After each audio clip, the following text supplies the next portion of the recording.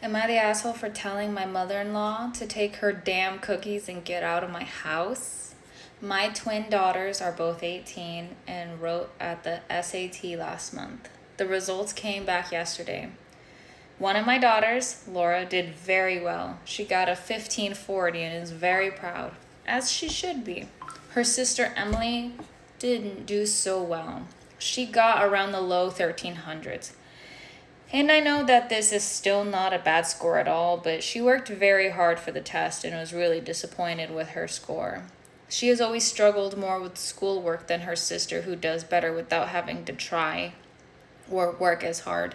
Not to minimize her effort, but Laura does work hard as well, but it does come easier for her.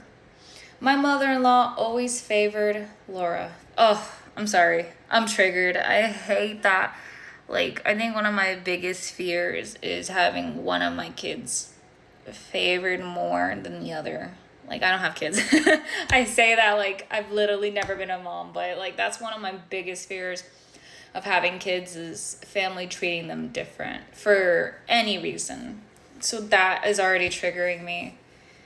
My mother-in-law always favors Laura more because she performs better in school. She won't always show it very obviously, but in little subtle ways. For example, she makes them birthday cakes most year and always writes Laura's name in bigger and first. Okay, so since they're twins, they do share the same birthday, so I can understand why. Emily resents this a bit, but doesn't mind too much. Okay, but she's aware. The mother-in-law's purposely writing the other girls' names bigger. Ugh. They rarely see their grandma, so only Laura regularly gets video calls from her with my husband. The way I would shut that shit down so fucking fast. Be like, hey, these are all my kids and they're all equal. And if you're gonna favor one kid, you're not allowed to fucking talk to her. That makes me mad. My mother-in-law called yesterday. This is just hard too because this isn't even her fucking mom. This is her husband's mom. You need to talk to your husband and he needs to put her in check because these children, if you have children, they are not extensions of you, okay? And they are not extensions of their grandparents, meaning they're your kids and it's your life and you don't have to let anybody see them if you don't fucking want to. And that goes for both sides of your fucking family. My mother-in-law called yesterday to ask the girls how they did. Emily didn't want to talk to her. She told me, not my mom-in-law. So I only gave the phone to Laura. Laura said her score and grandma was excited, of course. Mother-in-law asked Laura how Emily did. Laura said Emily did all right. When I got the phone back, my mother-in-law asked if she can visit tomorrow to congratulate Laura. I am already getting mad. I said, let me check quickly if anything else is happening tomorrow. I asked Emily if her grandma can come to celebrate the results. Okay, so she's trying to be like, hey, she's getting consent. I love that. Emily said it was fine, so I told my mother-in-law she could come. I'm already getting mad. My husband was at work when she came over. She brought a box of cookies and gave it to Laura. Dude, no! You should have brought the cookies and gave it to both of them and say, congratulations, you both did amazing. You both worked hard, you both gave it your all, and you both tried. I'm gonna cry. I'm starting to get mad. I hate favoritism. She brought a box of cookies and gave it to Laura, saying she was proud. Emily was standing there and she looked so hurt. I'm so hurt for Emily now. I asked if she had brought anything for Emily. She laughed a little and said not this time, but she'll make even better cookies for Emily. Ugh, I'm so upset. No one told her she was... Okay. She said she'll make even better cookies when Emily does her reset. No one told her she was resetting. My mother-in-law just assumed. Emily went upstairs and I think she was crying. The way I would have confronted her, saying, hey, you think this is fucking cool?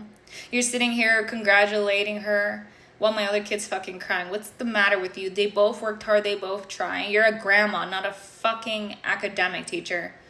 I told my mother-in-law very sharply she can take her damn cookies and get out. Hell yeah. She was shocked and angry, but then left. Good. You put her ass in check. Laura's also very upset because she says she earned it, and I'm ruining her relationship with her grandma. My husband says I had no right. Am I the asshole? Fuck no, you're not the asshole, dude. I know this is such an uncomfortable situation, but this is 100% the grandma's fault. 100%. You're literally your parent. You're looking out for both of your kids. This is just unfair because I know that I am livid. Top comment. Not the asshole. Obviously. Not for this post subject, but you stood up for Emily against her cruel grandmother. Laura's angry because she demands her golden child status. Exactly. Both grandmother and Laura told Emily loud and clear that she's not good enough. But you have been silent for years, letting your mother-in-law diminish and degrade Emily. Her entire life knowing, not thinking, she is less than her sister. So pretty much you kind of enabled, letting her be favoritized.